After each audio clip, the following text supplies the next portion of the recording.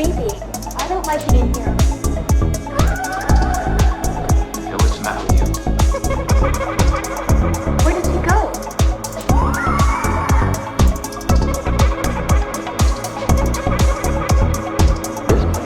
Wild. Put your soul into it.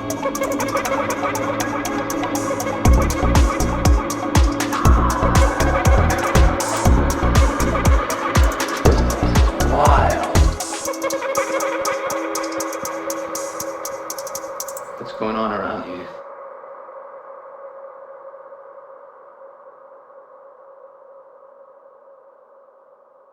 So when I want to connect with perhaps a specific tree or a new tree in general, I would like to just physically walk up to it, and I'll give me some certain space. Like I'm not like, face to bark or anything like that, but I walk up to it and I almost like speak to it, sometimes out loud or in my mind. It just kind of depends on the environment or how I feel that day. And I'll kind of speak to it saying, hey, I would like to connect with you. How do you feel about that? And I'll just wait to see what response I get. Sometimes I could physically hear a response. Sometimes it might be like a download, or I'll get a different body cue. Like sometimes it'll be just a gut feeling, or I'll feel warmth. Other times I'll physically hear. But most of the time when it comes to me connecting with my plant ability, I usually always hear. That's the one that always is more dominant for me, is physically hearing from them as if they're people talking to me. So I just simply turn my awareness to focusing, I guess, on their aura, and I focusing on connecting with that, or maybe just touching physically with it and saying, trying to understand what response do I intuitively feel, whether it's hot or cold or, heavy or light or whatever that is. And it just kind of went from there. Well, welcome to the show. Thank you so much for being here. I appreciate you taking your time this week to join us. So please welcome Heidi Jaffe. How are you? So first of all, I'd like to ask you how you got involved in being a medium. What drew you into mediumship field? So I was not trying to be a medium. I honestly wasn't overly spiritual or religious or drawn to anything. I always had an ability to see and communicate with spirit when I was younger, as many mediums do. But it really wasn't until my first son was born that basically what I call the floodgates opened, when I literally just started receiving messages for very specific people, essentially out of the blue. And what's very interesting about it is the way it came about is, one, I had some experiences with photographs and faces and orbs, and one particular one that used to follow me around. As I mentioned, I can send you a picture of him. We jokingly call him Red Orb Man. I sometimes call him George. Very specific man who came in the corner of a photograph at one point, and I could get him in tons of photographs. But so anyway, and I started having a lot of activity in my house as well. Feeling people standing there, pennies flying off of counters, behind chairs, footsteps, etc. And somebody one day just said to me, have you ever just sat and thought, or asked me, have you ever thought of just try to see what they want?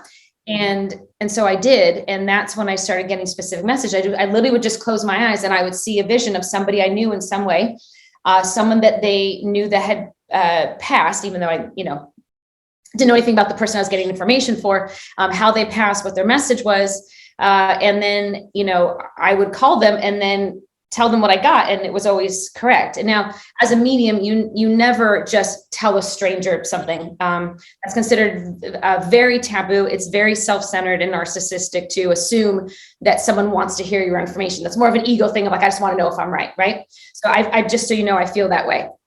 And I wouldn't ever do that. I don't do that. But at the time, it was people that I knew. And so I just kind of fill it out. I would make up something, a way to call them, be like, hey, weren't you telling me some time ago, like you had like this old friend that passed in a car accident or something, and his name was John? And they're like, well, no, but I know that person. I'm like, okay, just hold on a second. I have to tell you something. And so that's really how it started for me. And then the psychic came after. And, when it started happening, I realized, that this is what I'm supposed to do.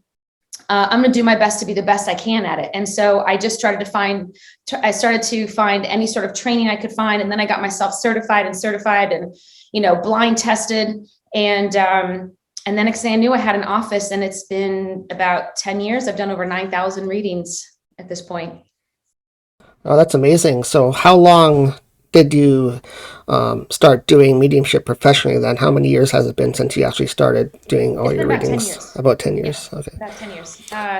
And I have clients all over the world, every continent. It makes no difference if people in person or not. I'll do a Skype in Hong Kong in the morning. My next one will be a phone in the Michigan. My third one will be someone sitting on my couch, and that's how it is. Every day is all over the place. That's good. Then you have a lot of experience with different types of mediumship and psychic work. And I work with people across the board in all psychic and mediumship aspects. Some people just want to do a psychic reading, which is just, seeing things about their life, right? What's going on with their relationship, their work, health, family members, etc. And some people really just want to be in touch with loved ones, validations that, I'll validate who the person is, how they pass, the age, their relationship, very specific messages, items to identify them, etc. To give healing, whether it's here to say I'm sorry or just to say I love you and everywhere in between, or could you please just get a new car? It keeps breaking. I've had silly things like that even come out. And some people really just want to mix of both. And so I'll use loved ones on the other side, and then I'll tap in, psychically. So I can help somebody. I can look into someone's health. I've caught cancer on numerous people, which they have found. That have been caught and been removed from a reading that has happened with me. I work on fertility as well. I can look into see, when people may get pregnant, if they have fertility issues, maybe it's with the man, maybe it's with the woman, etc. Some stuff like that, as well as, marriage, etc.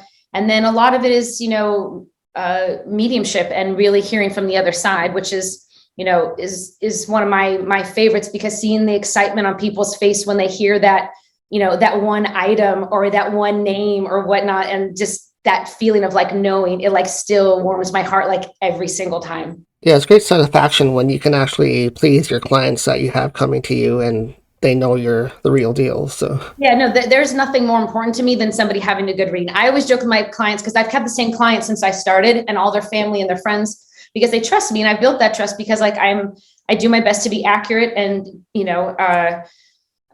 be good at my job. And I always tell them, I was like, look, let me know if I lost my mojo one day. I will fire myself. I don't want anybody to have a bad reading with me. Like, that's not the jam. If somebody said they weren't happy, I'd be like, let's redo this. Here's your money back, or here's somebody else. Maybe I'm not the right person, because people should be getting information that makes sense and that they can validate. Now, I always say there's going to be a couple things that aren't going to make sense. There has to be, right?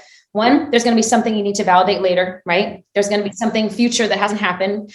Also, I'm going to simply get one or two pieces of trash in there as well, because it's not perfect. It's not a perfect thing. There's going to be human error, and I have no ego about anything. I don't mind letting things sit out. If somebody says, I always say, as long as at least 90% makes sense while you're with me, I sleep well at night. So I tell everybody. And, if somebody, and my goal is 100%, that being said, but if somebody says, oh, one item didn't make sense, or one name, I go, I don't care. That's fine. I'm going to have human error. Like, there's going to be. That being said, majority of the time someone calls me later and goes, oh my gosh, I found that item, or that was my grandfather's name, or my mom knew what you were talking about, or whatnot. But it's important to be accurate and good at your job. And I'm fortunate that I connect with all my clients, but there's going to be the one once in a blue moon that you're just not going to connect with, but that's just human energy. And that really doesn't bother me. It's unfortunate, but it is what it is. yeah, that happens quite often. People don't connect, or they don't jive on certain things. So then I guess the reading doesn't work as well if you don't connect on that level. I mean, I feel if things don't make sense in the first couple minutes, like something's wrong. And I always tell people, when they've told me about readings that they may have had with other people before me, like, yeah, I said this whole thing, nothing made sense. I was like, you need to stop the reading. Like, don't let that happen. And any good medium is going to address it and know it themselves as well. Do you know what I mean? Like, that's a good psychic medium, is like, you do your best, but everybody has to understand, like, not everybody's the right fit for certain people. Or if you feel like something's off, like you have to address it. Like, that's how I feel, And do you do that yourself sometimes? Do you step in and say, you have a feeling, or is it more the client will have the feeling that it doesn't work? It probably happens like once every year or two. I'll just have like one person that I'll just go, I don't feel you. Like, we're not jiving. And I've just said, I don't think I'm the wrong person. I'm sorry. I think I'm the wrong person for you. And like, I need to stop this. Like, this does not work for me, you know? But fortunately, that is a rarity, but it's going to happen to, you know, to anybody, because that's life. Like I always equate it to, it's like if you go to a party, right? You meet tons of people. There's some people you're going to meet and you're going to have like an, okay, so it was really nice to meet him, nice acquaintance, whatever. And then there might be one person you meet that like, man, I feel like I've known this person my whole life. And like, you feel like you're best friends from the get-go. And then there's some people you meet and you go, man, that person is rubs me the wrong way. I don't like them. Like there's something like our energies don't work. And then you just won't talk to them. You know what I mean? Like that's all life. But that being said, though, I've done this for a long time. And, you know, I also learned to work with so many different types of personalities and people in so many different states, from happy to the bottom of the pit of their life, and understood how to work around blocks I may see that they have, you know? So that's just experience and, you know, learning people and how to approach things, or to, you know, maybe get someone to relax so they're not putting so much pressure on things, and then the reading, you know, is smooth. Yeah, that works the way in life too. You just meet the right person, you know, it clicks right away, but sometimes you just don't click with somebody. So yeah, and some people you just have to work with, you know. It's just such a mishmash. Go ahead, you know. Yep, for sure. That happens to the best of us, and you just have to work with it. So, but I want to backtrack a little bit.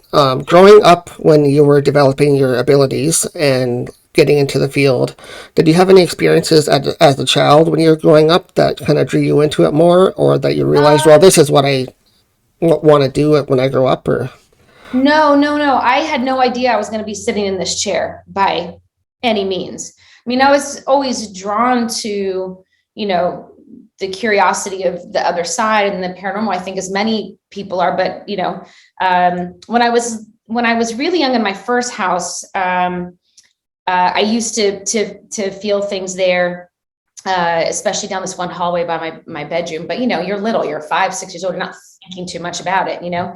But it was really when my great grandma passed away. I was 8 years old, and I was holding her hand when she passed. I was the only one in the room when she passed, just by fluke, because we were at my grandparents' house and she lived there, and everybody was in the kitchen, and I was very close to her.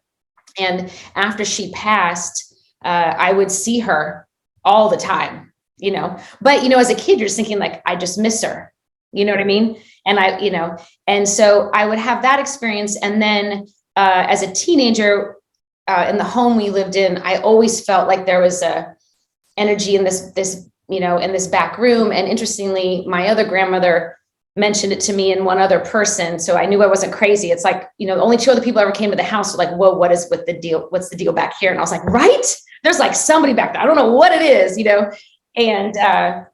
And then I did have an experience actually when I was about 16, where I felt that energy in the house. It was actually one of the scariest moments I've had, where I felt someone in my room, and I felt myself talking to them, like, you know, like, what do you want? And it's like, I couldn't see them, but I could feel them. And it was so crazy. I felt my shirt like this. I was laying down in my bed in my bedroom, and I felt literally just get pulled up to a sitting position. And I literally like froze.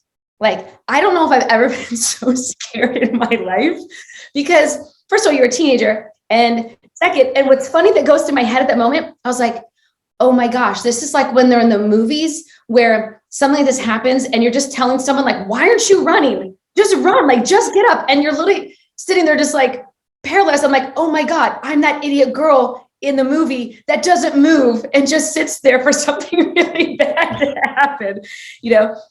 And I eventually went to my parents' room. I slept on their floor as like 16 years old for like the next 3 nights. I was so freaked out. Anyway, so then that's, you know, slowly passed, and things kind of, I didn't really see a lot probably in my early 20s, but I was doing like a lot of traveling, a lot of just like living life, you know, dating, exploring, you know, all that. I wasn't very focused. And so that's kind of like how it was in the beginning. And then when I moved to Florida, when everything just kind of quieted down after my first son was born, that's when everything just started just all over the place, just sparks everywhere. So did things continue after you moved, after you started opening up and connecting? Did things kind of escalate, or did you sort of figure out what was going on by then, or? Well, it was when I just started getting the specific messages, and I was right about them, that's when it kept going. Cause it's like a muscle, and the more you train it, the stronger it gets. And the more you trust, the stronger your intuition gets, the clearer the messages are, because you start to learn what's right and what's wrong. Like I say, like when I'm in a reading, I always say, it's the craziest things that I say that makes the most sense later, which it is. I've had the craziest things come out in readings that are making sense, but I've learned that gut feeling of when something feels right, as crazy it is, or sometimes I go, this one might be a piece of trash. I don't know. So, I said, let's just put it to the side. That one may not make sense, but I want to leave it, and that's just practice. But I'm such a determined person. Like, it's just who I am. I'm so just built that way and very passionate. And so there is no room for failure or like not getting to the next level to learn, and I begin every day as a beginner. And I think that's part of the reason, I am successful, because I don't have any ego about it. And I learn every day. You know what I mean? I go into every reading like this is the first one I've ever done, and so excited to accept anything that comes in to try and interpret it. So did you find it difficult when you started doing it to interpret things, or was it kind of an easy journey for you? Yeah, it was hard because you don't know how it's coming in. It's coming in from all over the place, and you don't know who goes with what or where it's coming from, and so I started to organize it in a certain way for people to stand in certain parts of the room, so I know who they are. And so I know exactly where my information is coming from. Because I can do a reading for somebody and I can have anywhere from 1 to 15 people, and I can give you the personality of every single one and tell you how every single person would react to the situation I'm talking about. And, my client's like, yep, that's how my mom would say, that's what my brother would say, but that was by organization, just learning to, connect in a particular way that it makes sense to me. And has that helped you throughout your readings with people to organize your guests when they come in from spirit? Oh, yeah, no, but they still bounce around sometimes, because I always joke, it's like, I still don't have control anything. I don't have magical powers last time I checked, so I just do my best. But 99% of the time people come right where they're supposed to. There's a couple people that'll overlap, like aunts and mother-in-laws overlap in my right corner sometimes. But I get the evidence by validating who it is, by saying, oh, this was this woman's age. This is how she passed. This is a personality. And then we know, oh yeah, that's my aunt, or, oh, nope, that's my mother-in-law, by what you described. So we get the evidence that way. That's a good way to do it, to organize your guests that come in through spirit, to know who's what and who's there for who, right? Because otherwise, how do you know who they're there for unless they tell you? But when you got like maybe hundreds of spirits coming at you, like, how do you organize that? Yeah. And, as I said, there can be anywhere from 1 to 15 in a reading, but they're all very good about standing where they are, where they're supposed to. And then I have what I call the photo bombers, which everybody knows. They're the ones you weren't expecting, and somebody you totally forgot about, or someone who's saying hi. Those happen quite often. I just recently had someone, her coworker, came in that she wasn't expecting. Old boyfriends come in that passed, from when you were in high school. All sorts of people. Can you tell us maybe one story that you know of that might stand out to you when dealing with the client? So maybe one of the experiences that you had in your past that was like really an eye-opener for you? The first cancer one was really eye-opening, because I didn't know I could do that yet, because it's always growing. Like, I'm always learning more. Like, even in the past year and a half, 2 years, all of a sudden when parents come through, a lot of times they bring like their best friends with them. That never happened before. And I was misinterpreting them as potentially aunts or uncles, because I was like, oh, but they got this other, person describing, but then people are like, oh yeah, that's their best friend, whatever. And that happened a few times. I was like, oh, that's what's happening. And so, so I've had moments like that. And so, like, with the health stuff, it wasn't always like health was my forte by any means. If anything, the dark stuff is, like the suicides, the murders, all of that, like that is what I'm really, really good at, of getting like unbelievable detail. Those things I put myself into everything, but those, it's even more. If someone's lost a child, you know, because as much as we all need validation for everything, there's certain ones that I just, you know, I will drain myself just trying to get like every nickname, the color of the shoelaces, you know, that they were wearing, their favorite song, whatever it is, that there was like just, you know, no doubt. But I'll give you a couple, one being a random item, one being an experience of loved ones coming forward, and then also with the health. So that's kind of like a mix of psychic and mediumship. This week, there was a gentleman who came in and his wife had passed, and she was giving me her eyelashes over and over again, right? So in every reading, there's always stuff I've never seen before. I've never in my life had somebody come through and bring attention to their eyelashes. And it was so weird. So like her eyelash was so big and so pretty. And I was like, I don't know what her deal is. Like maybe she was always made herself up, or maybe she always had on fake eyelashes, or I was like, wasn't sure what it was about, or maybe her eyes were just particularly pretty. So I was like, so I told the husband, I was like, I don't know what it's supposed to mean, but there's something about her eyelashes. And he smiled and he's like, I know what that is. And I was like, I have no idea how, you know, cause I've been going, what am I supposed to do with that? And he said, this is so crazy. He always saved all of her makeup stuff. And she used to wear fake eyelashes all the time. And he's kept all of them and he has them in a Ziploc bag. She was acknowledging that he still has all of her eyelashes, which he does, which pretty out there, but 100% true. Couldn't make that up if I freaking tried. Okay. Like that just happened this week. You know, and, sometimes people wonder, how quickly can they come forward after they pass? That's a really big question. When should I have a reading? You know, and I know there's this general thing. Yes, you should wait 3 months and et cetera. I completely disagree. I'm not gonna say I disagree. I don't think that's absolutely necessary for everybody, because it is a personal thing. Some people get a lot of healing from having a reading immediately. Some people may need 6 months or a year. Some people, it may never be the right time. It's not for everybody, you know? But people are always curious, you know, if someone's going to come through. And I've had people come through within minutes of passing, you know, within 24 hours, et cetera. I had a woman who came in a few years back, and this one always stuck in my head because she did email me after. It was the only time anything like this extreme had happened. I've had similar things happen since, but there was a gentleman who came in my corner over here. This is where your male friend's spouses and in-laws come. Okay. And my photobombers come from there. That's my corner for that department. And a gentleman came forward, and I knew he was associated with a spouse. So he was a quote unquote, what I call friend. So it had to be a friend of hers or a friend of her husband's. That's the only way it could be. And he had shown me, you know, he was in his 60s. He just had a heart attack. I knew there was a school connection, like high school or college with him. I believe I got his name. I don't recall at this moment what his name was. And anyway, she's like, I have no idea who you're talking about. And I was like, look, he's come forward, let everybody know he's okay. And so I was like, look, when we get photobombers, majority of the time they are validated either by the end of the reading or shortly after, because sometimes they're a friend of a friend, that sort of thing happens all the time. And so I said, just hold on to him, because like he's clear and like I'm positive. And so her reading was at 12 p.m. that day.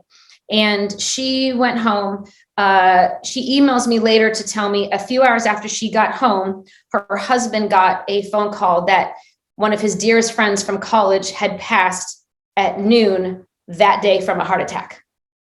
And he came through in her reading, like it was coincidence or whatever you want to call it, that she was having a reading right when he passed, and she had a connection to somebody he knew, you know, and he wanted to let everybody know, hey, I made it on the other side. So he passed immediately, and he came forward. We didn't even know he was passed, you know. That was one of the craziest ones. I mean, because I forget all my readings because I don't record or take notes. I don't want people's personal information, but it's like my short-term memory is really bad. But, you know, things like that, like those random little things will just, you know, always stick.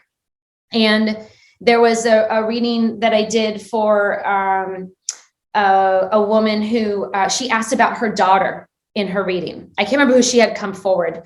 It's not really relevant, but she had said to me, you know, could you look into my daughter's health? And I said, sure, let me look into your daughter's health. And I saw that there was some stuff going down in her lower abdomen. And I was like, you know, things are really off here. And I said, if she doesn't get this figured out, like she and her husband aren't going to be together in a year. You know what I mean? Like she doesn't feel right. There's like something wrong down there. You know, she needs to get She needs to get checked. She also feels like she's feeling a little bit crazy and her marriage is like on this brink. And I was like, I don't see her being with her husband in a year. But I didn't know exactly what that meant. I wasn't assuming that means she'd be dead or divorced or whatever. I just knew like there's something that's going on. She's not going to be there in a year.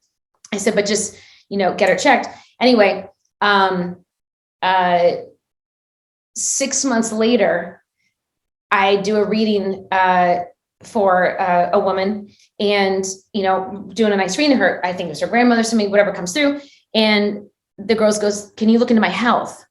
And I said, sure. And I said, I see that you had some issues, maybe like, I don't know, a growth or something going on in your lower abdomen. So either you've had surgery or you need surgery to check this out and whatever. But I was like, but I think you're okay. Cause I think this feels like a little bit more past. And then she goes, I got to stop you. And I said, sure. She goes, you did a reading from my mom 6 months ago. And I wanted just to have the reading to tell you, thank you for saving my life. And I was like, what? That still makes me weepy. And I was like, what do you mean? She goes, you told my mom, because I don't have anybody's last name. I didn't know this was a daughter of somebody I, did however many hundreds of readings ago. And she said, you told my mom about what was going on. Because I went to the doctor and the doctor found cancer in my ovary and they went to remove it. And the doctor said, if they hadn't found it, she would have been dead in a year. Crazy, right? And that one always sucked. And then I started getting a lot of cancer stuff after that. I had somebody come up to me in Jersey Mike's when I was with my kid and his friend a few months ago, and she came up and just gave me a hug. And I was like, hello. And she's like, I know you're not going to remember, but you saw like something in my like liver and they found it and they removed it. And I was like, oh, okay. My son is going, is that a client? I was like, yeah, but the good news, they're happy, and so, I've got stories that can go on for days, but, that's just a couple. Yeah, no, that's amazing stories. And especially a life-saving story like that you were able to actually help somebody survive something traumatic. So yeah, like that was pretty amazing, and so, and I've been fortunate that, that's happened a few more times. And I work on it with every client. I always do my best to get, the best information I can. Some people I'm going to get more on, some people I'm going to get less on, kind of nature of the beast. Do you start getting like more of the same type of requests from your clients? Say you had that cancer issue. Do you find that happens more and more often if you have like one odd thing that happens like that, say the cancer or the suicide or certain topics? Do you find that those topics come back again and again? Yes. So this is what's interesting. Because I don't know why anybody's coming into my office, right? I tell people, give me a fake name. I don't need a last name, pay with a prepaid credit card, I don't care. Just sit down in front of me or pick up the phone and I'll do what I do. So I don't know what people need and no one's allowed to give me anything. The first thing I tell everybody is please do not give me any information about you. All I want are yeses and nos. And I'm going to do my job. I say, I'm going to do all the work. But I do tend to get a lot of suicide. Like it is my unintentional specialty. I get a lot of it. I do get more health stuff now as well, but it's like, but I'm not choosing it or knowing that it's coming in. I'm just noticing that influx. So the answer is yes, but it's not something that people tell me I'm coming in because I want you to talk to me about someone who passed from suicide or can you, I want to talk about cancer in my family. No one's allowed to give me anything, but yes, there is a lot, I get a lot of murders as well. I've been able to come up with details that even the parents didn't know. That just happened 2 weeks ago. And I have a police department that just called me to work on a case, So I do get more once those things start coming. Cause I think, whoever's there or whatever's there, they're like, okay, she's doing well with this one. So let's send her a few more of this kind and this kind, and I'm sure there's other people, other mediums who get, maybe get more pets or more, I don't know, dementia or whatever. I mean, I get a mix of all of it, but I do think that is absolutely the case. Yeah, it seems that way sometimes, right? It seems to be like, oh, well, I got this one oddball case and then I haven't had before, say, suicide or something like that. That hasn't been a common thing before in the past, but now it's all starting to come all the time. So like I always had it, and though there's heightened things that happen in our life, right? Because there's a lot more people that unfortunately have found themselves in this position and feeling forced that way, right? Just because the nature of our world. So, there is that factor. It's just, I can have 3 a day. Like, I mean, it's a lot. It's a lot. And they're all different. I've never seen a single one alike. I've never generalized a single one. Everybody's got different reasons. Some are apologetic, some aren't. Some was a rash decision, some was a chemical imbalance, some was a long time coming. I mean, you name it. It's all different. Yeah, it's just strange that sometimes it happens that way. It just starts coming and there's no reason for it. But obviously you're good at doing that, so maybe that's why it's coming to you. So yeah, I try to. But that being said, I get tons of people who pass from dementia or accidents. I mean, like, there's no 2 readings that have ever been alike, because it's impossible, because everybody is unique. Everybody's unique families. They have unique things going on in their life, whether they have a terrible marriage or a great marriage, or kids that are, sick, or, lost a lot of loved ones, or only lost one great grandmother that they never knew because they've been lucky because everybody's lived a long time. It's like, there's no norm to anybody. yeah, exactly. So I'm going to touch on one other thing here that you just brought up. Do you do a lot of work with the police department then on cases? Do they call you for cases, or is that something that you don't usually do? Just one. No. I used to, when I first started getting this, it was so many crazy stories. I literally started getting cases of people who were passed from like another state in my house.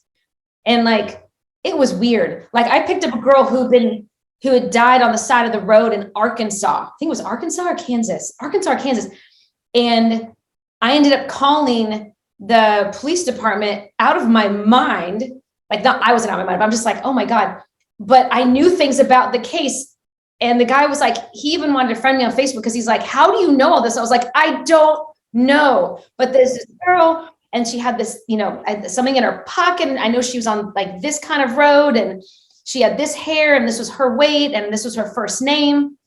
And anyway, because I got all of it. And then I got the information online. I was like, oh my God, all that was right. But I wasn't working on anything necessarily. But just recently there was something that came up, and it's kind of in the works right now, to potentially help with a case where I had details that nobody else knew. And so, I hope I can be helpful. The only thing that's tricky with that is, it's really cool to be able to get stuff that everybody knows, right? Even though the mom may know, but like the police know, whatever. Super cool. Like a cool party trick, right?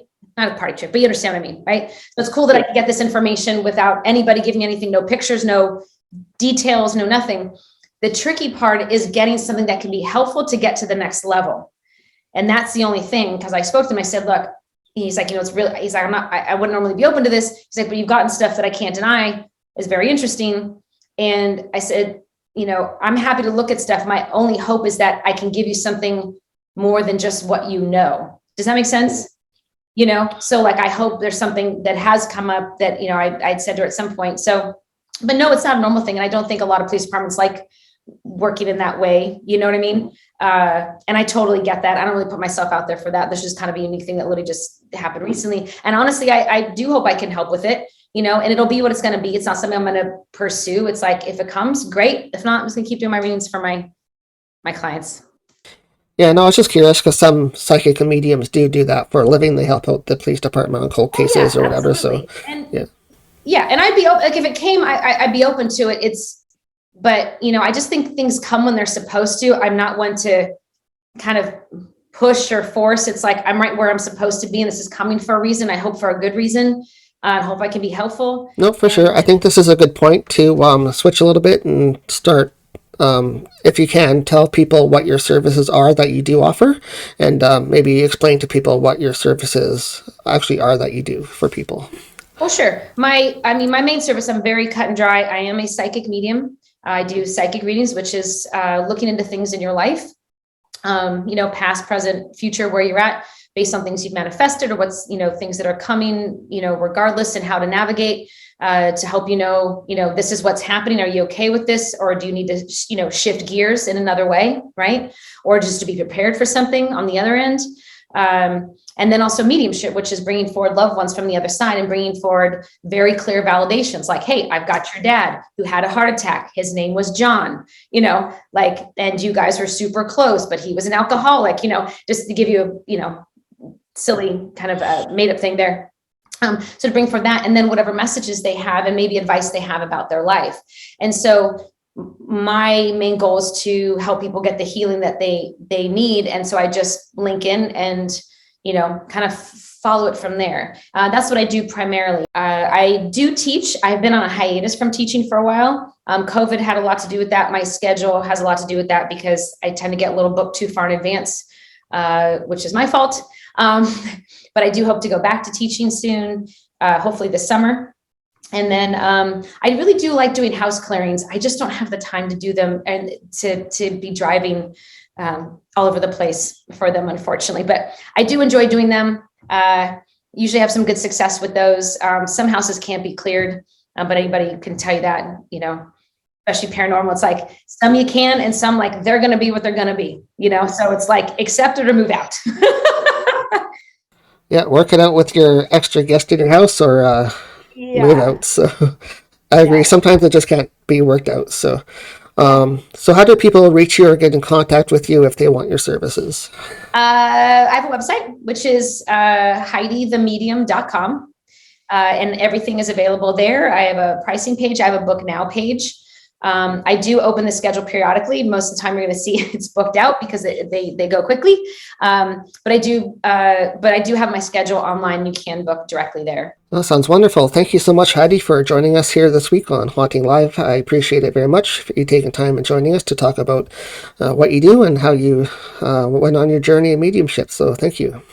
You're welcome. Thank you so much for having me. I really appreciate it. Yes, it's been wonderful. Thank you. Have a great weekend. You too. Bye-bye.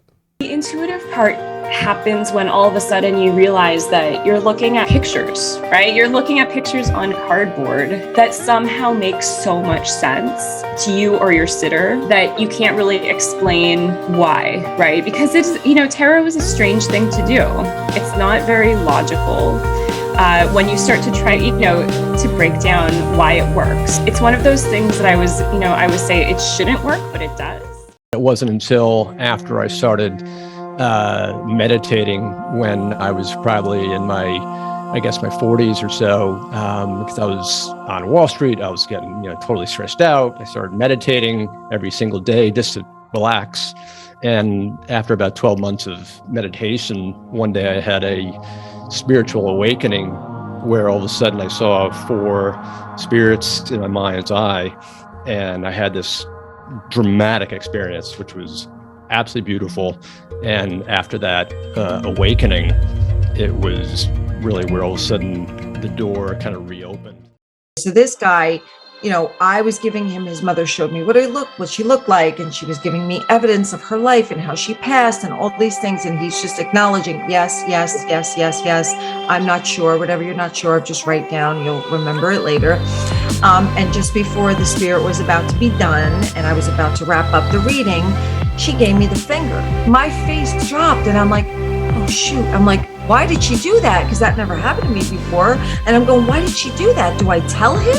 Do I say this to him? And I said, I can't withhold information. So I said, listen, sir, I don't know how to tell you this. And it's a little strange because this never happened to me. I says, but your mom gave me the finger. He was laughing so hard to the point of tears. As spirit works with us, when the student is ready, the teacher comes, and there was an elderly gentleman that came to get massage work. There was something about him that was so different. The white hair, the most crystal blue eyes I'd ever seen. So he's on the table and he's telling me he has this shoulder problem. And I said, okay, I can do blah, blah, blah. And he said to me, no, we're going to do something different today. So I placed my hand above and I felt the discrepancy where the injury was. And he said, I want you to take your hand and move this energy around. And then afterwards, I looked at him and I said, well, who are you? Where did you come from? And he just smiled at me and he goes, I'm just a traveler. Missed this week's episode? Watch it on RIB, Rhode Island Broadcasting, replaying our episodes every week on Wednesday nights at 10 p.m. Follow them on social media on Facebook or on YouTube.